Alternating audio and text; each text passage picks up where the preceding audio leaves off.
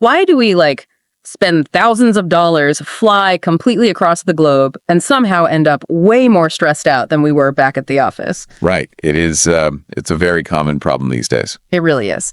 So welcome to today's deep dive, everyone. Whether you are listening on your morning commute or just taking a quick coffee break, we are so glad you're here. Definitely. It's great to have you with us. Today, we have a really fascinating stack of sources covering travel psychology and some new hospitality trends. And our mission today is simple. We want to figure out how to actually relax on vacation. Yes, and since we have a lot of international listeners joining us, we'll keep the pace relaxed and make sure to, explain some of the trickier English vocabulary along the way. Exactly. So let's just jump right in. What is causing all this travel stress? Well, our sources highlight how modern culture has really weaponized this thing called FOMO. FOMO, right. That stands for the fear of missing out, yeah. Well, you got it. It's that anxious feeling that you are missing a great experience. It basically turns holidays into these exhausting competitive scavenger hunts. Oh, so instead of enjoying the place, the goal is just capturing photos for social media to prove you were there. Exactly. But there is a cure, and it's called JOMO, the joy of missing out. Wait, let me push back here for just a second. If I drop $2,000 on a plane ticket to Rome, shouldn't I try to see the Colosseum, the Vatican, and, eat at every famous pasta spot? Well, that is the exact mindset causing the burnout. Really? But isn't doing nothing just a massive waste of time and money? I mean, it sounds counterintuitive, but no. JOMO flips the script. In English, the phrasal verb to miss out usually implies a loss, right? Like a negative thing. Right, like you missed out on a good party. Exactly. Yeah. But JOMO frames it as a positive choice. You are actively claiming your time by deliberately skipping those crowded tourist traps. Oh, I see. Yeah, take the case study in our notes about this traveler named Ben.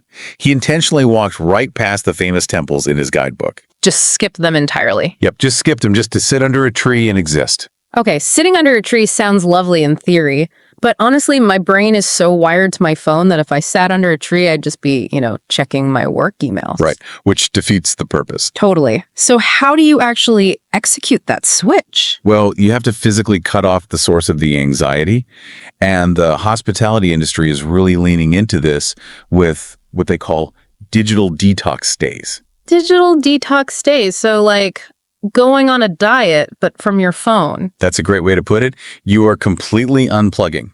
And by unplugging, we don't just mean putting your phone on silent. Oh boy. What do we mean then? We mean severing the digital connection entirely, going completely offline. No Wi-Fi, no cell signal. See, that sounds absolutely terrifying to me. Going completely offline would give me immediate withdrawal symptoms. Oh, for sure. I mean, I'd be patting my empty pockets every 5 minutes just looking for a screen. And Ben experienced exactly that on day one at his remote forest cabin. And here's the underlying neurological reason why. Your brain is actually hooked on the dopamine hits from those little notification dings. Right, dopamine, the feel-good chemical in the brain. Exactly. So when you go offline, your brain genuinely panics. It wants those notifications. Wow, so you essentially have to endure a bit of panic to get to the peace. Yeah, you do.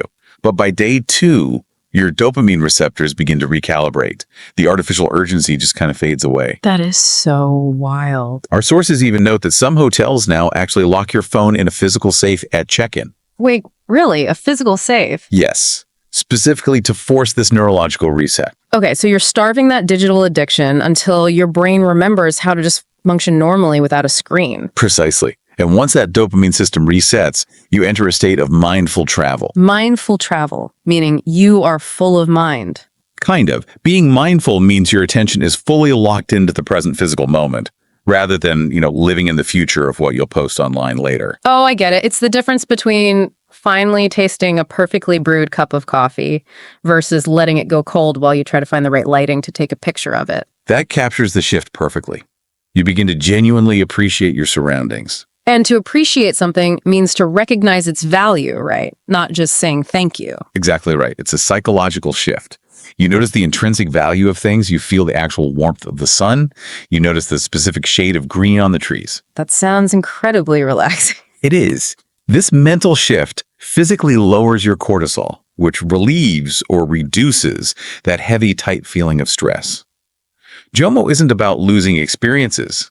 It's about regaining your own attention. So to bring it all together for you guys listening, we've looked at how trading the frantic checklist of FOMO for the intentional quiet of JOMO can literally rewire our brains. Yeah, it really can. By unplugging and surviving that initial digital withdrawal, we can finally show up for our own vacations.